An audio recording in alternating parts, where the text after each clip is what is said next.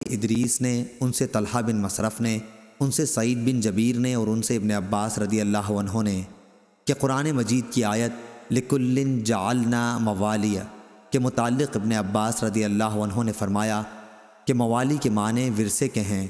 وَالَّذِينَ عَقَدَتْ ایمانکم کا قصہ یہ ہے کہ مہاجرین جب مدینہ آئے تو مہاجر انصار کا ترکہ پاتے تھے اور انصاری کے ناطہ داروں کو کچھ نہ ملتا، اس بھائی پنے کی وجہ سے جو نبی کریم صلی اللہ علیہ وسلم کی قائم ہوئی تھی۔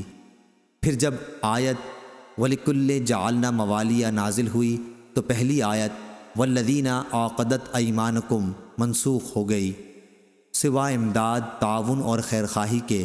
البتہ میراث کا حکم جو انصار و مہاجرین کے درمیان مواخات کی وجہ سے تھا وہ منسوخ ہو گیا، اور وصیت جتنی چاہے کی جا سکتی ہے، جیسی اور شخصوں کے لیے بھی ہو سکتی ہے۔ تہائی ترکے میں سے وصیت کی جا سکتی ہے جس کا نفاذ کیا جائے گا۔ صحیح بخاری حدیث نمبر 2292۔